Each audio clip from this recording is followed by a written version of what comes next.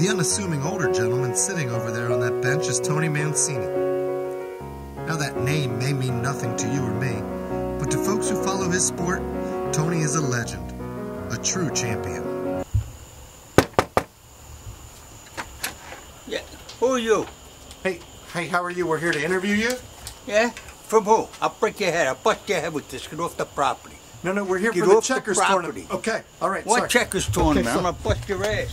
Fellas, I'm really sorry about the door. But you're in the neighborhood, you gotta watch who comes in the house and who comes to the door. There's too much shit going on today. Tony Triple Jump Mancini retired from the competitive sport of checkers a year ago without ever losing a match. But now, 3 men have risen in the ranks of the sport of checkers and have issued a challenge to Tony. Come out of retirement and see if you still got it. It's an offer Tony can't refuse. I've forgotten more about this game than they ever knew. And they're gonna take me on? This is actually a game of life, man. It's not that crazy game of life they got on the, out there for kids to play with little pissy-ass cars riding around. This is life. This is the real thing. This shows you what you're made of. And I'll tell you, some of these people out there that want to play this game, they're nothing more than crap. My name is Buford B.E. Hatcher, and they call me the Switch. Oh, I'm overly excited. I can hardly keep my pants on, let alone the yarmulke. To play competitive checkers, one must have strong and dexterous fingers. Do you know that I could crush a chestnut with my bare hands? I was raised by my grandma, Aubrey Bell, down in South Georgia, and she taught me a lot of things. She taught me, you know, to be true to yourself and be in touch with yourself. I mean, not to touch yourself, because that'd be kind of weird. Well, you know, I like to make my moves in a certain way, in a certain order, always watching my opponent and making sure that, you know, I stick to my game plan. It's very important. Very important. Checkers is a blood sport. You must be aggressive. Go for the jugular right from the beginning. Pin your opponent in the rear. Put him on the defensive, draw blood, and finish him off.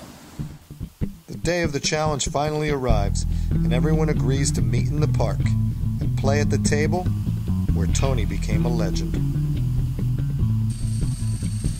It's serious. I mean, I'm going for world rankings here. I'm playing one of the top guys in the world, and I got to get all my, what you call, strategy, all that kind of business right. I think to kind of upset him, I'm going to have to do something kind of different with my appearance is what I'm going to go for.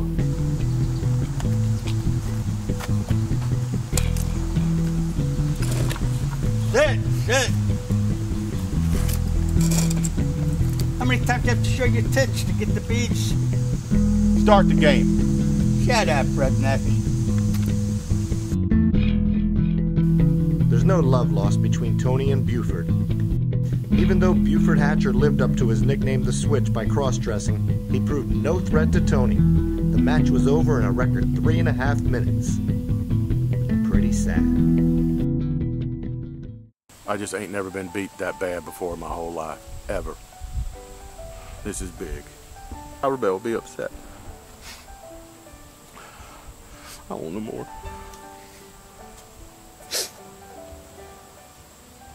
Can't believe this. Everything I worked for this is gone. I won't talk no more. I won't talk no more. I'm done. I haven't been this nervous since my bar mitzvah. I'm just going to do the best I can and, you know, hope to keep the bagel down. Boris Bagels Weinstein is genuinely the nicest guy on the competitive checkers circuit. He is also a very shrewd competitor. I just have one small request. Can we flip the board over? The board here looks like the Nazi flag. Play the fucking game. Oi! The language! You know, I think we got started off on the wrong foot. Are you from Brooklyn? My Uncle Moish is from Brooklyn. He lives on Jerome Avenue. But the weaker Weinstein is quickly dismantled by the more experienced Mancini. It was a pleasure playing with you. Do you know where I can find a good delicatessen around here? Yeah, got Uncle Moish. Next!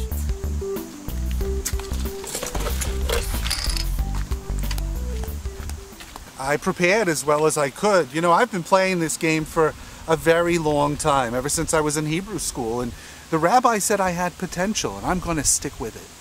I'm happy that we had at least somebody in the audience. I mean, that's very exciting to have people watch you play like that. It's like we're in an arena. Thank you so much for coming to the Checkers tournament. You got it, man.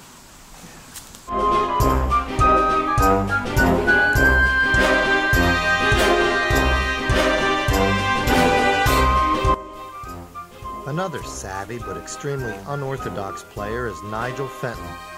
Let's not kid ourselves, folks. The guy's a freaking loon. But his strange tendencies have served him well and made him quite the endearing figure with fans worldwide.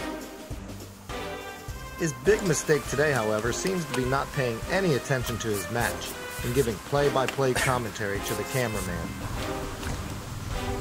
Yes, we're locked in an epic struggle. It's much like the Crimean War. He is a rather brilliant player, but I think I might have him. It's like the charge of the Light Brigade. That's the dumbest fucking move you could have made.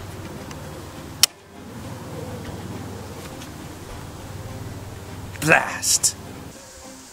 We shall never surrender.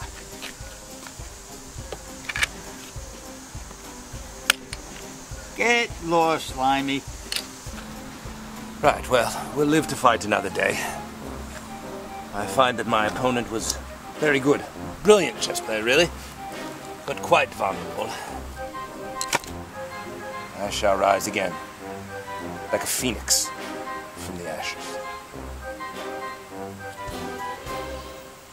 A young onlooker, Danny Collins, who was watching the last match, wanted an opportunity to join in on the action. Sure, kid, come on over. Do you know who I am? No. See these medals? I'm the world champion checker player. You are? Yes, sir. Take the red. Come on. In the early going, Tony continued his dominance on the checkerboard. Hey, kid, you gotta do better than that.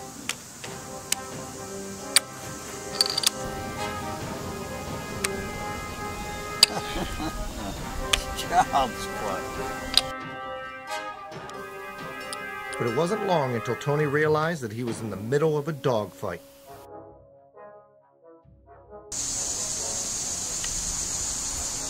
Game's over, kid. I'm tired of playing with you. Kingly.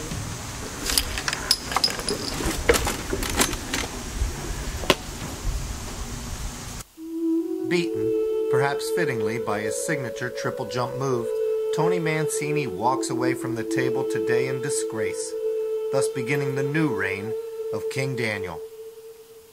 But there's one thing to remember about Tony. Checkers is in his blood, and he'll be back again soon vying for his old crown. You can bet on it. Let me tell you something, man. You can tell how a person is by the way he moves his checkers. You know? You get guys that move to the side. They're the guys, they're the sleazes in life. You gotta get down the middle, you gotta play the game, you gotta play defensively. Let the other guy make the mistake. Because the object is, you want your guys to get down there to his back row. When you get to the back row, you get a king, brother. Now you're moving it.